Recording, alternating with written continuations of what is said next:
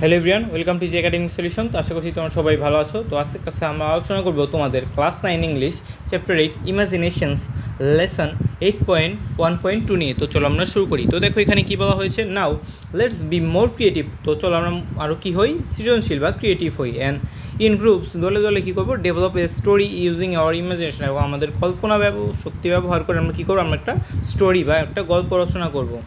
Reflect on activity 8.1.1, অর্থাৎ আমরা activity 1.1-এ কিন্তু গত ক্লাসে কিছু কোশ্চেন অ্যান্সার করেছি, এই যে এই কোশ্চেনগুলোর অ্যান্সার করেছি।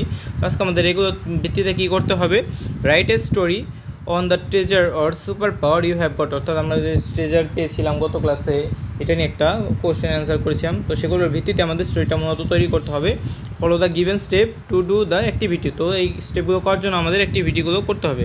তো চলো আমরা দেখে নিই এগুলো আমরা কীভাবে করতে পারি। তো দেখো এগুলো করার জন্য আমাদের কী কী করতে হবে, discuss and write the outline of the story, অর্থাৎ আমাদের প্রথমে কী করতে হবে, ডিসকাস বা আলোচনা করতে হবে, এবং আমাদের এই স্টোরিটার আউটলাইন বা আমাদের বিষয়বস্তু কী হবে, আমরা কীভাবে এই স্টোরিটাকে লিখবো সেটা নিয়ে প্রথমে আমরা বন্ধুদের মধ্যে আলোচনা করতে হবে।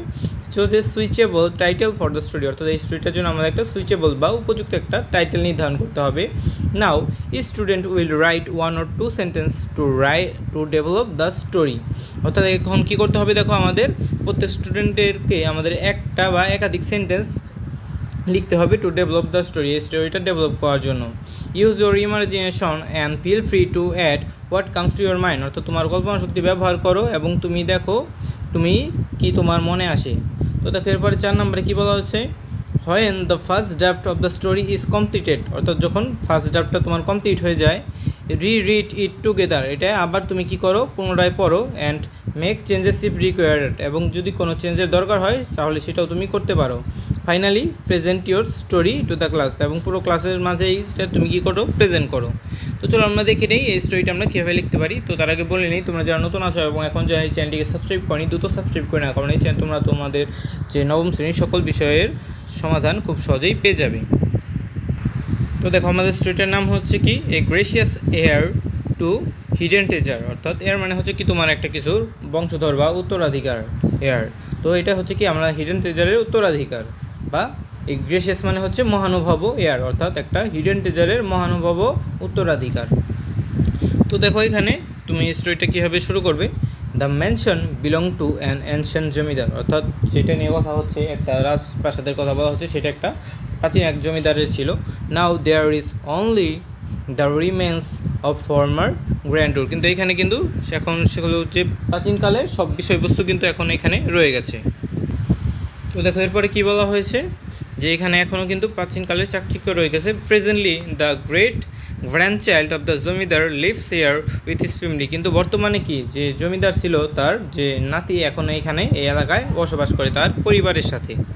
তো এরপরে দেখো কী বলা হয়েছে, though the magnificence is not found anywhere the house is still very big, অর্থাৎ দেখো এখানে কী বলা হয়েছে, দো মানে যদিও, যা ম্যাগনিফিসেন্স মানে কোনো বড় কিছু কি এখনও পাওয়া যায়নি কোথাও, the house is still very big, কিন্তু বাড়িটা অনেক বড় আসলে। It has a huge area, এটার অনেক বড় একটা এরিয়া আছে, উইথ ম্যানি স্ট্রিজ, সেখানে অনেক গাছ আছে, অ্যান্ড এ বিগ পন্ড, এবং একটা বড় একটা পন্ড বা পুকুর আছে। The present owner has only one child, অর্থাৎ বর্তমান মালিকের শুধুমাত্র একজন চাইল্ড আছে, নেম রুবায়েত শরীফ, তার নাম হচ্ছে Rubayet Sharif. So a number of room remain unused and almost abandoned, কিন্তু এর কারণে এটা যেহেতু অনেক বড় একটা রাজপ্রাসাদ, এখানে অনেক রুমই এখন ফাঁকা থাকে এবং সেগুলো ইউজ করা হয় না। তো দেখো এরপরে কী বলা হয়েছে, Rubayet is the last inheritor of the zamindar till date, অর্থাৎ রুবায়েত হচ্ছে জমিদারের সর্বশেষ প্রজন্ম বা বংশধর। But he is indifferent to their familiar legacy, কিন্তু সে তার পরিবারের যে ঐতিহ্য বা লেগাসি আছে তার প্রতি ইনডিফারেন্ট বা উদাসীন। He doesn't like to brag about that, সে সেটা নিয়ে কি গৌরব করতে পছন্দ করে না। He mixes and plays with his classmates freely, সে কী করে, সে তার ক্লাসমেটদের সাথে খেলাধুলা করে এবং খুব কী করে, মজা করে। তো দেখো এরপরে কী বলা হয়েছে, এরপরে বলা হয়েছে everybody likes him for his behaviour, সবাই তাকে কী করে, অনেক পছন্দ করে তার বিহেভিয়ার বা ব্যবহারের জন্য।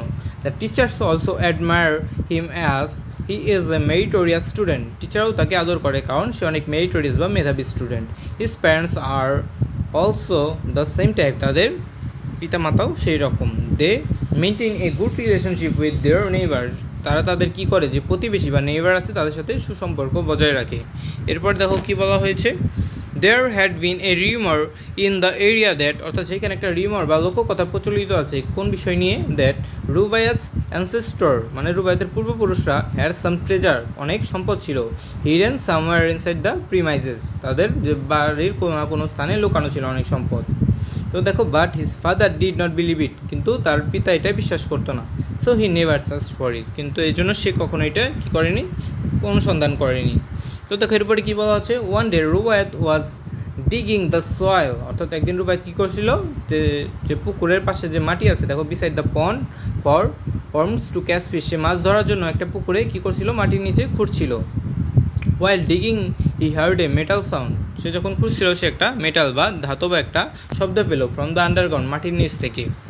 বিং কিউরিয়াস, সে কৌতূহলী হয়ে, হি ড্রাগ লিটল মোর, সে আরও একটু খুঁড়লো, and found a bronze jar, এবং সে ব্রোঞ্জ বা পিতলের একটা কী পেলো, একটা কলস পেলো। ইনসাইড ইট, এটার ভিতরে দেয়ার ওয়ার গোল্ড কয়েন, সেখানে অনেক গোল্ড কয়েন ছিল, a good number of them, এটা অনেক ভালো পরিমাণে ছিল। এরপর দেখো কী বলা আছে, he showed it to his parents, সে এটা তার পিতামাতাকে দেখালো। দে ওয়ার সারপ্রাইজ, তারা সারপ্রাইজড হলো, that the rumour was actually true, তাদের রিউমারটা অনেক কী ছিল, ট্রু ছিল বা সত্যি ছিল। The news spread through out the area, অর্থাৎ এই খবরটা কী করলো, অনেক জায়গায় ছড়িয়ে পড়লো। থ্রু দেয়ার হাউসমেট, তাদের যে বাড়ির যে কাজের লোক আছে তার মাধ্যমে সারা এলাকায় এটা ছড়িয়ে পড়লো। ইট became the talk of the area, এটা তাদের গ্রামের মেন টপিক হয়ে দাঁড়ালো।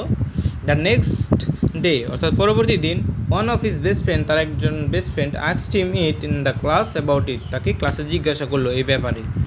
হি সেড, সে বললো, I hear you have discover hidden treasure, অর্থাৎ আমি শুনেছি কি তুমি একটা গুপ্তধনের সন্ধান পেয়েছো। Will you tell me about it, তুমি কি আমাকে বলতে পারবে এটা সম্পর্কে? Rubayat answered, yes yes sort of, আমি তোমাকে এরকম একটা গল্প বলতে পারবো। Actually I have found it accidentally, অর্থাৎ এটা আমি অ্যাক্সিডেন্টালি এটা পেয়েছি। There were a jar full of gold coin, সেখানে অনেক জার, একটা জার ছিল কয়েনে ভর্তি। Maybe my great grandfather hid it to protect it from the robbers at the time, অর্থাৎ আমার মনে হয় কি আমার পূর্বপুরুষরা এটা লুকিয়ে রেখেছিল। How was your feeling after the discovery, অর্থাৎ এটা খোঁজার পর তোমার কেমন লাগলো, তার রুবায়াতের বন্ধু তাকে জিজ্ঞাসা করলো। ইট ওয়াজ ইনক্রেডিবল, এটা সত্যি অসাধারণ ছিল। আই ইমাজিনড মাইসেলফ, অর্থাৎ আমি মনে মনে কল্পনা করতাম, অ্যাজ দ্য ট্রেজার হান্টার, অর্থাৎ গুপ্তধন সন্ধানী হিসেবে, and that I would go to distance place, আমি দূরে দূরে যাব, টু ফাইন্ড হিডেন ট্রেজার, অর্থাৎ গুপ্তধনের সন্ধানে।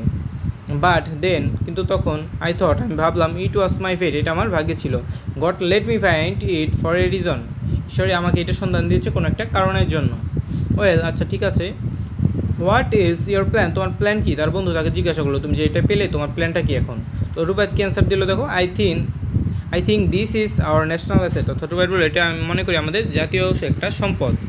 So I want to donate the treasure to the national authority, অর্থাৎ আমি এই জন্যই আমাদের ন্যাশনাল যে মিউজিয়াম অথরিটি আছে তাদের কাছে এটা দিয়ে দিতে চাই।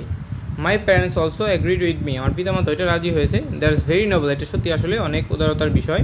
If the government want to give you some reward for this, অর্থাৎ গভর্নমেন্ট যদি এটার জন্য তোমাকে রিওয়ার্ড দিতে চায়, হোয়াট উইল ইউ ডু, তুমি কী করবে? I will donate the money to charity, অর্থাৎ আমি এটা কোনো একটা চ্যারিটেবল ফান্ডে আমি দান করে দেবো। Maybe A school for autistic children or those work for helpless, অর্থাৎ আমি এটা কোনো স্কুলে বা অটিস্টিক কোনো চিলড্রেনদের একটা যে তোমার যে একটা জায়গা আছে সেইখানে, বা যারা হেল্পলেস তাদেরকে আমি এটা দিয়ে দেবো।